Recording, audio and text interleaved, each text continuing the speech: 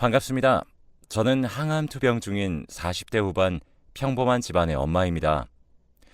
암이라고 말을 하면 안쓰럽게 생각하실 수 있습니다. 하지만 저는 몸은 지쳤지만 정신적으로는 매우 행복한 사람입니다. 어떻게 항암으로 투병 중인데 행복한 것인지 거짓말 아니겠냐고도 생각을 하실 수 있겠지만 저에겐 눈에 넣어도 아프지 않을 딸아이와 옆에서 항상 간호를 해주는 저의 남편이 있기 때문에 행복한 삶을 살고 있습니다. 남편과 저는 어렸을 때 부모님을 두 분 다 잃고 혼자로 지내오다가 한 기업의 공장에서 동료로 만나게 되었습니다. 그렇게 2년의 연애 끝에 저희는 서로 마음이 맞아서 결혼을 하였고, 결혼을 하고 허니문으로 지금의 딸을 낳았습니다. 이때부터 저의 삶에 조금 다른 변화가 오기 시작을 했습니다. 남편과 저는 술과 담배를 일절하지 않습니다. 그런데 어떠한 이유 때문인지 저희 딸은 일반 평범한 사람들과는 조금은 다릅니다. 바로 다운 증후군입니다. 아시는 분도 계시겠지만 다운 증후군은 정상인보다 염색체가 한 개 더 많습니다. 특징적인 모양의 얼굴, 손과 발을 갖고 있지만 저에겐 눈에 넣어도 아프지 않은 아주 소중한 딸입니다.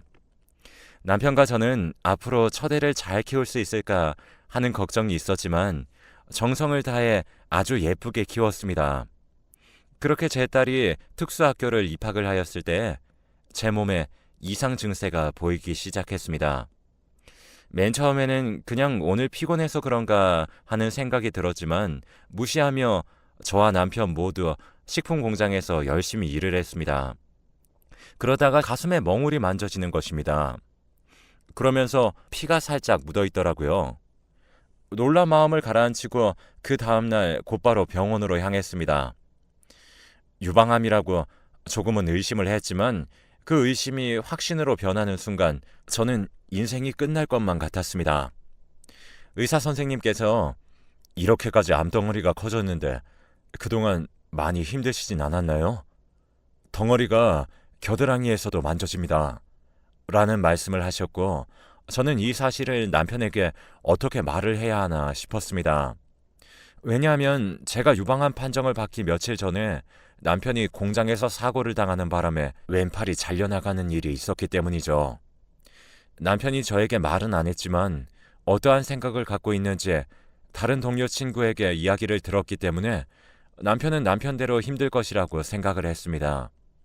그래서 저는 잠깐 혼자 여행을 다녀오겠다는 핑계를 대며 수술 예정 날짜를 잡기로 하였습니다. 그런데 수술을 하려면 보호자 동의가 필요하기 때문에 저의 유일한 배우자인 남편이 무조건 알아야 되는 상황이 와버린 것입니다. 무슨 일이든 솔직하게 말을 하는 것을 좋아하는 저는 일이 끝나고 집에 와서 쉬는 남편 옆으로 가만히 앉았습니다. 여보, 나 요즘 몸이 이상해서 병원 가서 검사를 받고 왔는데 유방암이래. 라고 말하는 순간 남편이 저를 왈락 안은 다음 눈물을 흘렸습니다. 딸도 아프고 남편도 몸이 편하지 않은 상태에 저까지 이렇게 아파버리니 남편에게 말을 하게 되면 되게 좋지 않은 반응이 나올 것이라고 생각을 했지만 제가 남편을 너무 잘못 평가를 한 것인지 저의 예상과는 너무 달랐습니다. 예상하지 못한 남편의 반응에 저도 모르게 눈물이 났고 남편에게 수술 날짜를 잡아야 한다고 말을 했습니다. 그래서 저는 결국 수술을 하게 되었죠. 수술 후에는 약도 복용을 하면서 아주 상황이 호전되는 나날들을 보내게 되었습니다. 어느 날은 딸이 특수학교를 다니면서 아주 밝은 학교 생활을 하고 있다는 선생님의 말씀을 듣고 이제 내 삶에도 긍정적인 날이 있긴 하구나 라는 생각이 들었습니다. 그렇게 선생님과 면담을 한 후 오랜만에 딸과 같이 목욕탕을 갔습니다. 오랜만에 엄마랑 깨끗하게 씻고 오자. 정상인들과는 생김새가 조금 다른 것 때문에 시선이 느껴지지만 저의 딸은 남들과 다른 것이지 틀린 것이 아니라는 생각을 항상 하고 다녔기 때문에 이제 그 정도의 시선은 정말 아무렇지도 않았습니다. 목욕탕에 도착해서 딸과 같이 씻으며 등도 밀어주고 있던 그때 딸의 몸에서 멍자국과 누군가에게 꼬집힌 흔적이 있었습니다. 딸, 이거 누가 그랬어? 라는 말에 딸은 이상하게 눈치를 살피더니 선생님이 내가 문제 틀려서 혼내는 거라고 다른 사람한테 말하지 말라고 그랬는데 엄마라서 말해주는 거야? 비밀이야? 라는 말을 저에게 하는 순간 아주 피가 거꾸로 솟는 것 같았습니다. 저는 아픈 아이에게 옛날에 제가 학교 다니던 시절이면 모를까 요즘 시대에 아픈 아이들이 다니는 특수학교에서 교사가 애들을 이런 식으로 체벌을 한다는 것이 가당키나 한 일인가 했죠. 그래서 선생님께 바로 따지기보다는 혹시 우리 딸 말고 다른 피해자가 있진 않은가 일도 마다하고 학부모님들을 직접 찾아뵈었습니다. 특수학교 다니는 애들의 부모님의 몸이 편찮으신 것을 알고 그랬는지 애초에 항의를 해도 무시하려는 것이었는진 모르겠지만 저희 딸 말고도 5명 정도의 피해를 당한 아이들을 찾게 되었습니다. 여러 명의 증언을 토대로 이대로 가만히 있어서는 안 되겠다 생각을 했지만 고소해서 변호사까지 고용할 돈의 능력을 갖고 있지 못했기 때문에 차라리 망신이라도 주자라는 생각을 했고 SNS에 글을 올리고 그 특수학교 교장 선생님을 찾아뵈었습니다. 그러자 그 교장 선생님께서는 그 선생님 바로 해고시킬 테니까 제발 그 게시물 좀 내려주시면 감사하겠습니다. 라는 말씀을 하셨고 몇 달 동안이나 이러한 아픔을 견뎌온 아이들에게 오히려 제가 더 미안한 마음이 들었습니다. 제 딸은 물론 다른 아이들에게도 조금 더 관심을 기울였더라면 조금은 더 일찍 알아챌 수 있지 않았을까라는 죄책감도 들었습니다. 그렇게 남편에게도 이 사실을 알렸습니다. 남편은 부당한 것은 못 참고 결심하고 다짐한 것은 무조건 행동으로 실행에 옮기는 사람입니다. 안 되겠어. 피해 아동들 학부모님들 다 찾아뵈어서 상황 설명드리고 돈 받아서 고소해서 변호사 고용하자. 만약에 그거라도 안 된다면 빚을 내서라도 무조건 그 교사 콩밥 먹이게 만들 거야. 굳이 행동으로 실천하지 않아도 그 어떠한 수백 마디 말보다 남편의 말 한마디가 저에게 너무 힘이 되었습니다. 결국 피해 아동의 부모님들을 다 찾아가서 알아듣기 쉽게 풀어서 설명을 드린 뒤에 한 가구당 몇십만 원의 돈을 받게 되었습니다. 그렇게 돈이 조금 모이고 결국 그 선생님을 재판에 오를 수 있도록 만들었습니다. 증거와 증언이 명백한 상황에서 선생님의 어떠한 말도 채택되지 않았고 결국 몇 달에 걸친 재판 끝에 그 선생님은 공무원 자격 박탈과 동시에 교도소에서 수감 생활을 보내야 했습니다. 그 선생님의 빈자리에 또 다른 선생님이 새로 오셨고 그 전과는 다르게 아이들에게 관심을 더 기울였습니다. 또 교실에 CCTV를 달아서 학부모님들이 더 이상 이러한 일이 또 발생하지 않도록 조치를 취했습니다. 그렇게 그 일이 있고 남편과 저는 원래 일하고 다니던 평소 모습대로 식품 공장에서 열심히 일을 하고 있었습니다. 분명히 유방암이 다 나았다고 생각을 하였는데 유방암을 겪었을 때 몸 상태처럼 몸에서 이상 신호가 느껴졌고 또 저는 병원으로 향했습니다. 의사 선생님께서는 저에게 유방암이 재발을 하였네요. 혹시 요 근래 스트레스 받는 일이 있으셨나요? 라는 말씀을 하셨습니다. 저는 별로 스트레스 받지 않았다고 생각을 하였지만 저도 모르는 사이에 제 몸이 암을 다시 재발하게 만들 정도로 스트레스를 받았나 봅니다. 그로 인해 또 우울해진 저는 남편과 같은 공장에 다니는 회사 동료에게 이 사실을 털어놓았고 회사의 동료는 저에게 너 암 재발한 거 그거 남편이랑 딸 때문에 그런 거 아니야?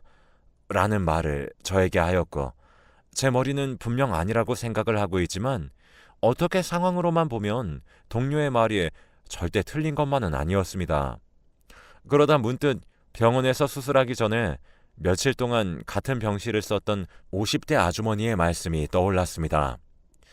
우리 집사람은 내가 아프다니까 안 하던 요리랑 집안일을 싹 다 해주더라니. 그때 저는 아주머니의 그 말씀을 듣고 아 진짜요? 저희 남편도 그런데 역시 아프니까 완전 착해져요.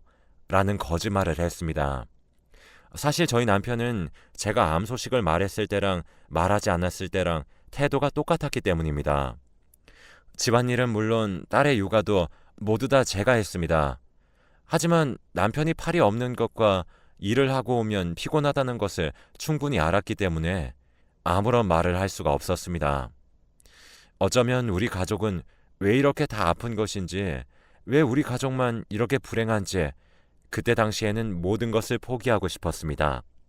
하지만 남과 비교하면 끝도 없다는 사실을 이 경험으로 인해서 느낀 것이고, 또한 이러한 가정이 있으면 또 다른 유형의 가정이 있다라는 것을 느꼈습니다. 그래서 저는 그때부터 뭐든지 내가 마음먹기에 달렸다는 것을 깨달았습니다. 그래서 저는 그 회사 동료의 말을 듣고 남편에게 이혼을 해달라는 말을 결국 하고 말았습니다. 갑자기 뭔 이혼이야? 그럼 딸은 누가 키우고 집안일은 누가 해? 말을 듣는 순간 제가 긍정적으로 생각하고 다짐했던 것들이 다 무너져 내렸습니다. 내가 딸 키우려고 당신이랑 결혼한 것도 아니고, 당신 밥 먹여주고 빨래해주고 청소해주려고 결혼한 것도 아니야. 그럴 거면 차라리 청소부랑 결혼을 하지 그랬어. 대체 나랑 왜 결혼한 거야? 내가 나 때문에 이혼하자고 그런 줄 알아? 암이 또 재발하면 돈이 또 들어가니까 당신이랑 딸한테 피해 안 주려고 그러는 거란 말이야. 완전히 암이 다 나으면 다시 합치면 되잖아. 저도 모르게 안에 품고 있던 말들이 막 나오기 시작을 했고, 제가 암 소식을 전했을 때 걱정을 하며 눈물을 흘린 남편이 맞나 싶을 정도로 다른 사람 같아 보였습니다. 그러자 남편이 그럼 너 암 재발한 게 나랑 딸 때문이라는 거야? 저의 말을 듣고 기분이 매우 나빴던 남편이 저에게 이유를 물어보았습니다. 내가 그걸 어떻게 알아? 당신이랑 딸 때문이거나 다른 일 때문일지도 모르지. 어쨌든 그럴 수도 있으니까 잠깐 혼자 살겠다는 거잖아. 이렇게까지 이해를 못해주는 남편이 너무 답답했습니다. 물론 저도 암이 재발했다는 이유로 힘든 시간, 행복한 시간을 함께해온 딸과 남편을 냅두고 혼자 살겠다고 내팽겨치고 나오는 사람이라고 욕을 하셔도 좋습니다. 하지만 제가 살아야 앞으로 제가 사랑하는 가족과 더 오래 있을 날이 많아지니 남편을 한 달 정도 설득을 했습니다. 남편은 저에게 그래, 나 같은 사람 만나서 제대로 호화로운 생활도 못 해봤는데 이제라도 당신 하고 싶은 거 해. 일부러 내가 당신 암 재발하게 만든 것 같네. 미안해. 라고 저에게 말하였고, 결국 저희는 저의 암이 다 치유가 되면 다시 합치기로 하고 합의 이혼을 진행했습니다. 2달에 한 번씩 남편과 딸을 만나서 밥을 먹는 것 빼고는 항암 치료를 열심히 했습니다. 금주는 물론 꾸준히 운동을 하면서 의사 선생님과 간호사 선생님의 말씀을 잘 따랐습니다. 그 결과 제가 간절히 바랬을까 1년 6개월이라는 시간이 흐르고 저의 유방암이 다른 장기로 전이되지 않고 무사히 회복을 할 수 있었습니다. 약속대로 이 기쁜 소식을 남편에게 전하기 위해서 바로 원래 같이 살던 집으로 갔지만 그 집에는 다른 사람이 살고 있었습니다. 누구신데 우리 집 현관문 비밀번호를 그렇게 치세요? 계속 이런 식으로 하시면 경찰에 신고할 테니까 얼른 돌아가세요. 뭐야, 진짜 재수없게. 좋은 소식을 듣고 다 같이 기뻐할 생각만을 갖고 집으로 향했는데 이게 무슨 마른 하늘에 날벼락 같은 일이 생기나 싶었습니다. 그래서 저는 문득 남편과 제가 같이 다니던 식품 공장으로 향했고 거기서 저의 동료 친구를 만날 수 있었습니다. 혹시 내 남편 여기 그만뒀어? 라는 질문을 했고 그 동료의 답변을 듣고 저는 이게 도대체 무슨 상황인가 싶었습니다. 에? 너네 이혼은 해도 계속 연락은 하고 지내던 사이 아니었어? 너한테 말도 안 한 거야? 네 남편 여기 그만둔 지 1년도 넘었는데? 머릿속이 새하얗게 변했습니다. 그리고 나서 생각이 난 것이 딸의 학교였습니다. 딸이 다니던 특수학교를 찾아갔더니 모양이 안 나온 지 한 6개월 정도 되었습니다. 어느 날 갑자기 아버지가 이사를 갈 거라고 이제 여기 못 나온다고 그러시길래 그냥 그런 줄로만 알고 있었는데 모르고 계셨어요? 생각을 해보니 원래 2달마다 만나서 같이 밥을 먹던 남편이 언제부터인가 회식이 있다, 오늘은 바쁘다 라는 핑계로 안 만나게 시작을 했습니다. 저는 그 누구에게도 남편과 딸의 행방을 알 길이 없어 경찰에 실종 신고를 하였고 망연자실하며 살다가 한 달 정도 지났을 무렵 경찰서에서 연락이 왔습니다. 남편은 아직 못 찾았는데 딸은 어머니 집에서 한 30분 정도 거리에 있는 모 고아원에 있다고 합니다. 이 말을 전해 들은 저는 도대체 그렇게 남편이 딸을 아꼈는데 왜 고아원에 냅두고 간 것인지 정말 제 머리로는 이해가 가지 않았고 이해를 하고 싶지도 않았습니다. 저는 일단 고아원에 있는 딸을 데리고 나왔고 이대로 정말 남편을 찾지 않으면 큰일이 날지도 모르겠다는 생각이 들었습니다. 그래서 무작정 경찰관의 말만 기다리고 있을 수는 없었습니다. 그래서 평소에 남편이 친하게 지내던 공장 회사 동료와 자주 가던 빵집으로 향했습니다. 일주일 정도 남편의 행적을 통해 쫓던 중 새로운 사실을 발견했습니다. 남편이 저와 헤어지고 일주일도 되지 않아서 어렸을 때부터 지금까지 평생 모아온 돈을 현금으로 인출한 사실을 알게 되었습니다. 그렇게 남편 찾는 것에 시간을 보내던 날 밤에 오랜만에 딸과 함께 잠자리에 들며 오랜만에 만났으니 그동안 별일 없었냐고 물었습니다. 그랬더니 딸은 갑자기 아빠가 나 버리면서 막 다른 여자랑 살 거라고 얘기했어요. 대뜸 의미심장한 말을 남긴 딸. 대체 이게 무슨 말인가 싶었습니다. 저는 딸에게 그 이야기를 듣고 날이 밝자마자 경찰서로 향했습니다. 경찰관에게 제가 딸에게 들은 이야기를 다 말씀드렸고 일단은 좀 더 알아보겠다는 답변을 주셨습니다. 그래서 기다리는 동안 지금까지 딸에게 해주지 못했던 것들을 해주며 시간을 2주 정도 보냈을 때 경찰관에게서 전화가 왔습니다. 남편 찾은 것 같으니까 얼른 서로 와주세요. 그 말을 들은 저는 신발을 제대로 신을 정신도 없이 경찰서로 향했습니다. 경찰서에 도착을 했을 때 남편에게 물어보고 싶은 것들도 완전 많아서 머릿속으로 뭐부터 물어봐야 될까 하는 생각과 드디어 남편의 얼굴을 본다는 생각에 들떠서 경찰서에 도착을 했지만 제 남편은 그 어디에도 있지 않았습니다. 남편 찾았다고 그래서 급하게 왔는데 제 남편 대체 어디 있고 왜 형사님만 계세요? 라는 저의 물음에 경찰관은 몇 초 동안 머뭇거리시며 말을 못하셨습니다. 왜요? 무슨 일이시길래 말씀을 안 하시는 거예요? 대체 아무런 이야기라도 좋으니까 대답 좀 해주세요. 그러자 경찰관은 저에게 돌아가셨습니다. 라는 말씀을 저에게 하셨습니다. 대체 왜 죽었고 어디서 죽었는지 궁금한 것이 정말 많았지만 일단 제일 궁금한 것은 시체든 살아있든 뭐든 남편의 행적이 제일 궁금했습니다.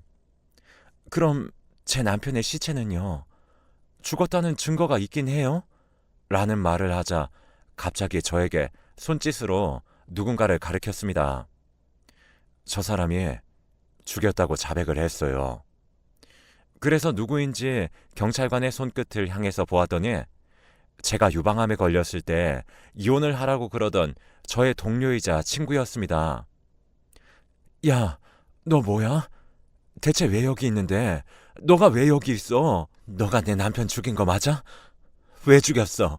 정말 남편이 갑자기 죽은 사실도 당황스러웠지만 내 주위 사람이 내 남편을 죽였다니 정말 상상도 하지 못했습니다. 알고 보니 2달마다 만나기로 했지만 매번 못 나간다 문자를 보내던 사람은 그 친구가 보낸 것이었습니다. 그 친구에게 왜 죽였냐고 물어보자 몇 분 동안 대답을 안 하더니 드디어 입을 뗐습니다. 너와 이혼을 하고 나서 항상 일을 하러 오면 나한테 항상 힘들다고 얘기를 했어. 나같이 못난 놈을 만났고 자기 아내가 암에 걸린 것도 자신이 잘못해줬기 때문에 그렇게 생긴 거라고. 너도 너 나름대로 힘들었지만 걔도 걔대로 정말 힘든 날들을 보냈어.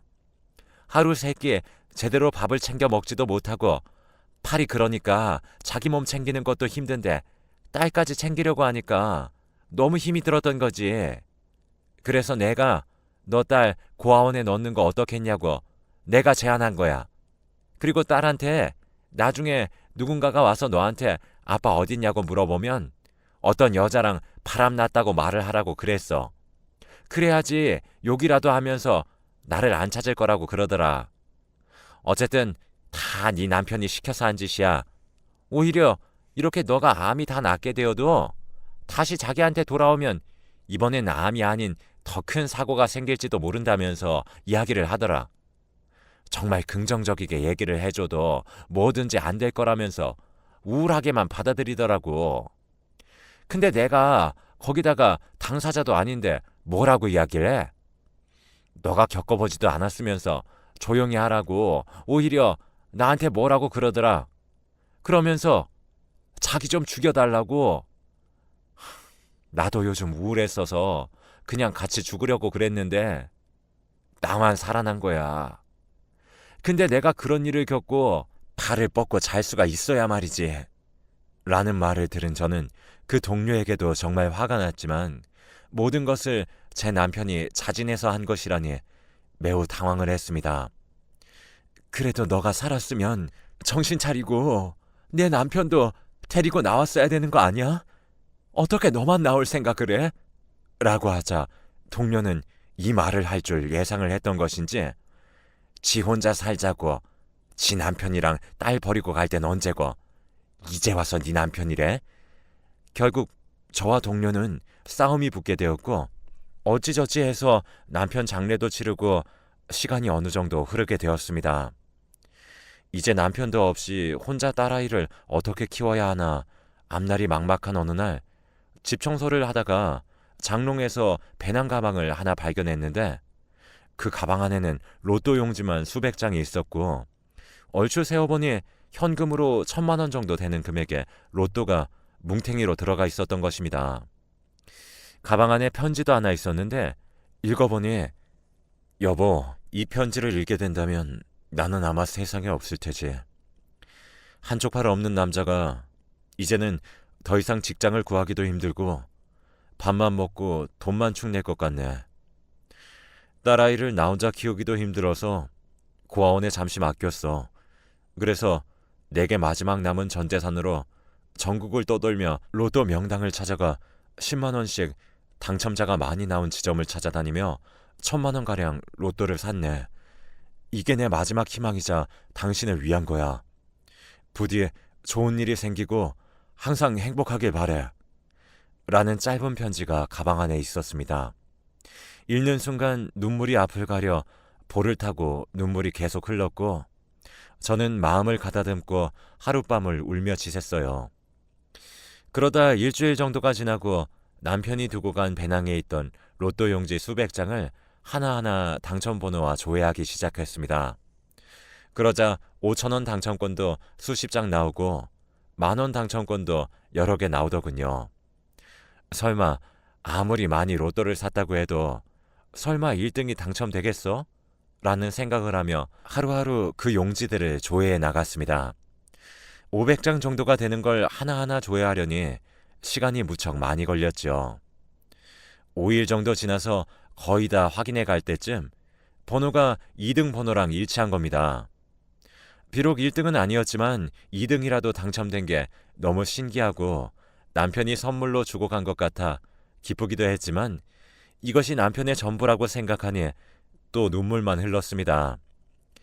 당첨 금액은 세금을 제외하니 6,000만 원 정도 되는 금액이었고 이걸로 작은 전셋방이라도 얻어서 딸아이와 따뜻하게 당분간 지낼 수 있을 것 같습니다. 제가 여러분들께 꼭 해드리고 싶은 말씀이 있습니다. 항상 뭐든지 자신이 마음을 먹기에 달려 있습니다.